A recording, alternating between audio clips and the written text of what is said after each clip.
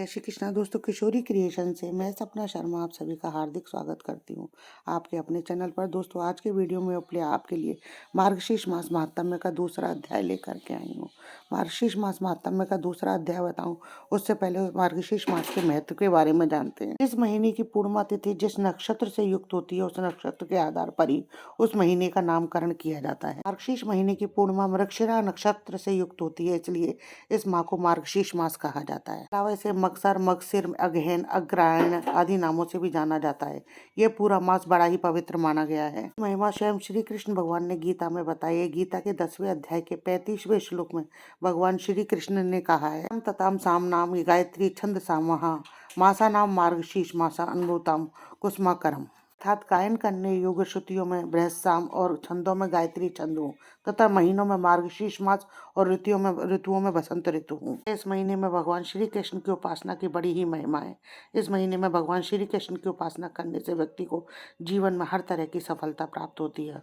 वो हर तरह के संकट से बाहर निकलने में सक्षम होता है। अब जानते हैं मार्गशीर्ष महात्म्य का दूसरा अध्याय। पहले हमने प्रथम अध्याय में जाना कि ब्रह्मा जी ने भगवान विष्णु से कहा कि आप मासों में मार्गशीर्ष मास है, आप में उस मार्गशीर्ष मास का महत्व मैं आपसे जानना चाहता हूँ। मार्गशीर्ष मास का देवता कौन है, उसमें क्या दान करना चाहिए, उसके स्नान आदि की विधि क्या है, मार्गशीर्ष मास में हमें क्या क्या करना चाहिए, कौन से मंत्र का जाप करना चाहिए, किस तरीके से पूजन करना चाहिए, ये विधान जो है आप मुझे विस्तार पूर्वक बताइए। तब भगवान विष्णु ने कहा, मास जो है सभी मासों में अत्यंत श्रेष्ठ है। मास में दान, स्नान, पूजन, यज्ञ, तप, हवन आदि करने से मैं सहज ही व्रती के वश में हो जाता हूँ। तो मैं बता रहा हूँ इस व्रत के महात्म्य का। व्रत और सेवन करने से मासों की अपेक्षा कोटि गुना फल की प्राप्ति होती है। इसका वृत्तांत जो है महात्म्य दूसरे में जानते हैं। वार्ता सुनकर श्री ब्रह्मा जी भगवान विष्णु से कहने लगे कि हे देवेश, हे केवेश, हे केशव, आपने विष्णु प्राप्ति का कारण मार्गशीर्ष मास का विधि पूर्वक सेवन करने को कहा है। सो हे देवेश, उसकी विधि क्या है। कहने लगे कि आलस्य को छोड़कर मनुष्य रात्रि के अंत में उठकर विधि पूर्वक आचमन आदि करके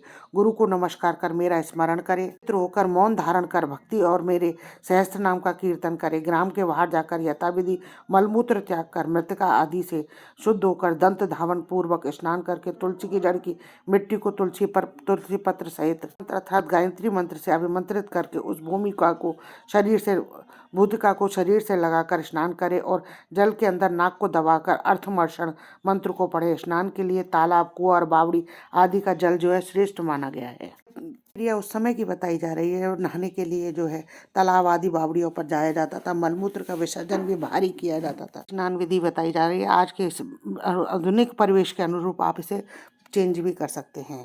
पहले जो मलमूत्र कहा गया है वह भगवान का अष्टाचार मंत्र ओम नमो नारायण है। पवित्र होकर हाथ में कुशाले आचमन कर अपने हाथ से चार हाथ की चारों तरफ चौकोर स्नान जल में कल्पना करें। मंत्रों से गंगा जी का हवन करें कि हे गंगे, तुम विष्णु के चरणों से उत्पन्न हुई हो, इसलिए विष्णु रूप ही हो। अंत में तुम मेरी रक्षा करो। जन्म से मरण पर्यंत तुमको नमस्कार। तूने जो 3.5 कोटि तीर्थ कहे हैं जो स्वर्ग, पृथ्वी तथा अंतरिक्ष में हैं, वह सब तुम्हारे जल में वास करते हैं। तुम्हारा नंदिनी और देवताओं के यहाँ नलिनी नाम भी है। दक्ष पुत्री विहगा, आकाश गंगा, विश्व गंगा, संसार गामिनी, ये नाम योगी लोग कहते हैं। अन्वी शांत, शांति प्रदायिनी देने वाली हो। इन पवित्र नामों को स्नान के समय सदा पढ़ना चाहिए। इससे त्रिपथ गामिनी गंगा सदैव उस स्थान में वास करती है। ऊपर कहे मंत्रों का 7 बार पाठ करें। सिर में अंजलि लगाकर फिर 3 बार, 5 अथवा 7 बार स्नान करें और नीचे लिखे मंत्र से अभिमंत्रित करके मिट्टी को शरीर पर लगावे। का मंत्र है मृतिका, तुम पर घोड़े चलते हैं, रथ चलते हैं। तुम भगवान विष्णु के चरणों से नापी गई हो। तुम रत्नों को धारण करने वाली हो। अतः मैंने जो पाप किए हैं उनका नाश करो। मृत के सैकड़ों बाहु वाले श्री कृष्ण ने 12 रूप धारण करके तुमको ऊपर उठाया है। हे सुब्रते, तुम सब प्राणियों की उत्पत्ति का स्थान हो, तुमको नमस्कार है। प्रकार स्नान कर विधि पूर्वक आचमन करें और जल के किनारे पर खड़े होकर शुक्ल वस्त्र धारण करें। आचमन कर देवता, ऋषि और पितरों का तर्पण करके दूसरी धोती को धारण करके तर्पण की धोती को निचोड़ें। शुद्ध मृतिका को लेकर अभिमंत्रित करके आलस्य को त्याग कर वैष्णव लोग ललाट में यथा संख्य ऊर्ध्व पुंड तिलक लगाएं। ब्राह्मण 12 पुंड तिलक लगावे, क्षत्रिय 4 पुंड, वैश्य 2 पुंड, सभी स्त्री और शूद्रों को 1-1 पुंड धारण करना चाहिए। शरीर पर जो तिलक के संख्याओं के बारे में जानकारी दी गई है। आदरणीय श्रोताओं, स्कंद पुराण के मार्गशीर्ष मास महात्म्य के द्वितीय अध्याय का दूसरा व शेष भाग में अगले वीडियो में सुनाऊंगी। तब तक के लिए कृष्ण नाम का जप करते रहें। मेरे साथ बने रहिए। यदि वीडियो अच्छा लगे तो लाइक शेयर करें, चैनल को सब्सक्राइब करें, पास ही में बेल आइकन को दबाएं ताकि आने वाले हर नए वीडियो का नोटिफिकेशन मिल जाए। हिंदू धर्म रीति रिवाज कथा कहानी जानने के लिए चैनल पर बने रहने के लिए बहुत बहुत धन्यवाद। जय श्री कृष्ण दोस्तों, राधे राधे।